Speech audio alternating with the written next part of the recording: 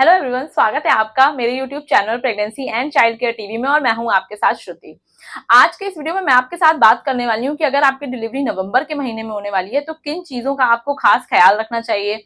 इसके साथ ही अगर अभी तक आपने मेरे चैनल को सब्सक्राइब नहीं किया है तो आप प्लीज मेरे चैनल को सब्सक्राइब कीजिए। ये आपके लिए बिल्कुल फ्री है। इस पे प्रेगनेंसी और बेबी केयर से रिलेटेड सारे वीडियोस में शेयर करती रहती हूँ। तो चलिए वीडियो को स्टार्ट करते हैं।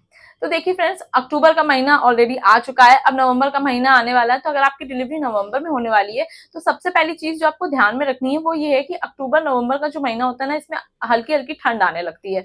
तो अगर आप जहां पर रहती हैं वहां पर ठंड है तो आपको फुल स्लीव्स के कपड़े पहनने चाहिए।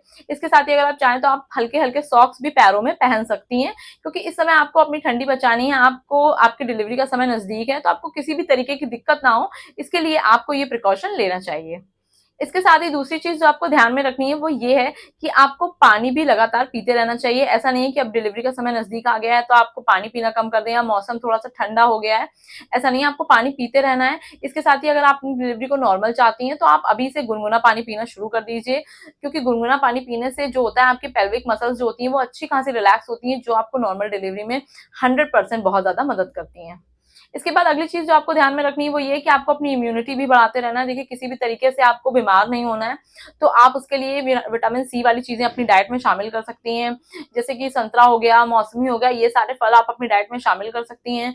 इसके साथ ही आप खजूर वाला दूध भी पी सकती हैं और इम्यूनिटी को बढ़ाने के लिए आप ड्राई फ्रूट्स के लड्डू वगैरह भी अब आप खा सकती हैं। आपका डिलीवरी का समय नजदीक है तो आप एक लड्डू दिन में आराम से ड्राई फ्रूट्स वाला भी खा सकती हैं।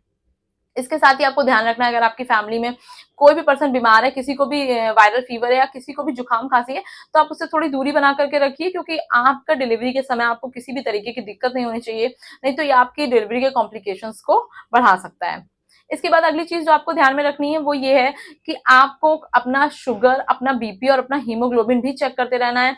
जो भी आपकी रिपोर्ट्स आ रही हैं आपको अपने डॉक्टर से पूछते रहना है। आपका बीपी नहीं बढ़ना चाहिए, आपका शुगर कंट्रोल में रहना चाहिए। इसके साथ ही हीमोग्लोबिन, जब मैं हीमोग्लोबिन की बात कर रही हूँ तो आपका हीमोग्लोबिन 12 या उससे ज्यादा ही होना चाहिए। अगर आपका देखिए हीमोग्लोबिन कुछ कम आ रहा है तो आप आयरन वाली चीजें अपनी डाइट में शामिल कीजिए, जैसे कि सेब हो गया, अनार हो गया, चुकंदर हो गया, हरी सब्जियां हो गई, ड्राई फ्रूट्स हो गए, ये सब आप अपनी डाइट में शामिल कीजिए। इसके साथ ही आप विटामिन सी वाले फल, जैसे मैंने बोला, वो भी आप खाते रहिए, तो ये आपकी बॉडी में आयरन को अच्छे से एब्जॉर्ब करता है। इसके साथ अगली चीज जो आपको ध्यान में रखनी है वो ये है कि आपको किसी भी तरीके का स्ट्रेस नहीं लेना है।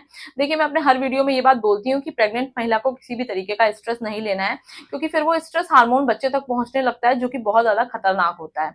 आपको स्ट्रेस नहीं लेना है, आपको आराम से, आपको मतलब सवाल तो आपके मन में आएंगे ही आएंगे, क्योंकि देखिए अब आपकी पहली डिलीवरी अगर होगी तो आपके मन में कई सवाल होंगे कि मेरी डिलीवरी अच्छे से हो जाएगी कि नहीं, मेरा बच्चा हेल्दी है कि नहीं, मतलब सब कुछ अच्छे से होगा नहीं, ये मन में सवाल बना रहता है। पर देखिए, थोड़ा बहुत सोचना इस ओके, बट आपको बहुत ज्यादा ओवर थिंक नहीं करना है। आपको इसको एक स्ट्रेस में नहीं कन्वर्ट कर देना है, आपको हैप्पी रहने की कोशिश करनी है। इसके बाद अगली चीज देखिए, अब आपका अक्टूबर का महीना आ गया और आपकी डिलीवरी नवंबर में है, तो आपको अपना हॉस्पिटल बैग रेडी कर लेना चाहिए, जैसे कि हॉस्पिटल फाइल्स हो गए, आपके इंश्योरेंस पेपर्स, आपकी आईडी, आपके क्लोथ्स, ये सारी चीजें होती हैं हॉस्पिटल बैग में, जो आपको बिफोर टाइम रख लेनी है, ताकि लास्ट मिनट में आपको कुछ और ज्यादा इसके लिए मतलब आपको परेशान ना हो, आपको और ज्यादा टेंशन ना बढ़े इसके लिए। इसके बाद अगली चीज जो आपको ध्यान में रखनी है वो है कि देखिए, जब हमारी डिलीवरी का समय नजदीक आता है तो डॉक्टर हमें कई बार फॉलोअप्स के लिए बुलाते हैं, कई बार चेकअप्स करते हैं, अल्ट्रासाउंड करते हैं, कहीं बच्चे को कोई दिक्कत तो नहीं, कहीं बच्चा स्ट्रेस में तो नहीं, या फिर उसके गर्दन पे नाल तो नहीं है, अम्बिलिकल कॉर्ड तो नहीं उसने फंसा रखी है, उसके लूप्स तो नहीं है। ये सारी चीजें डॉक्टर देखिए कंटिन्यूअसली चेक करते हैं। तो डॉक्टर आपको जितनी बार भी फॉलोअप्स के लिए बुलाते हैं, आपको अपने डॉक्टर के पास हर बार समय पे जाना। इसके साथ ही जो अगली चीज आपको ध्यान में रखनी है वो ये है कि देखिए, अब आपको प्रॉपर रेस्ट लेना है। पर जब मैं प्रॉपर रेस्ट की बात कर रही हूँ तो वो कंप्लीट बेड रेस्ट नहीं है, आपको घर का सारा काम करना है, जैसा आप जो भी काम करती हैं वो आपको करना है। इसके साथ मैं ये कह रही हूँ कि आपको जो प्रॉपर 7-8 घंटे की नींद होती है वो आपको जरूर से जरूर लेनी है। आपको सुबह और शाम दोनों टाइम आधे आधे घंटे वॉक करना है। आप चाहें तो एक्सरसाइज कर सकते हैं, आप बटरफ्लाई एक्सरसाइज, डक वॉक, ये सब आपको नॉर्मल डिलीवरी में बहुत ज्यादा हेल्प करता है। इसके साथ ही आप ब्रीथिंग एक्सरसाइज भी कर सकते हैं। जरूरी नहीं है कि आपको एक प्रॉपर प्लेस ही सेलेक्ट करनी है, आप बेड पे भी बैठे हैं तो आप अच्छे से बैठिए और उसके बाद आप ब्रीदिंग एक्सरसाइज कर सकते हैं। सांस अंदर लेनी है, सांस बाहर करनी है, ये चीज आप ये प्रैक्टिस कर सकते हैं। फ्रेंड्स, अगर आपकी डिलीवरी नवंबर में होने वाली है तो आप मुझे कमेंट बॉक्स में कमेंट करके जरूर बताइएगा। तो आज के वीडियो में बस इतना ही। आई होप आपको ये वीडियो हेल्पफुल रहेगा आपके लिए। तो प्लीज आप मेरे वीडियोस को लाइक कीजिए, ज्यादा से ज्यादा शेयर कीजिए। मिलते हैं नेक्स्ट वीडियो में। Thank you for watching.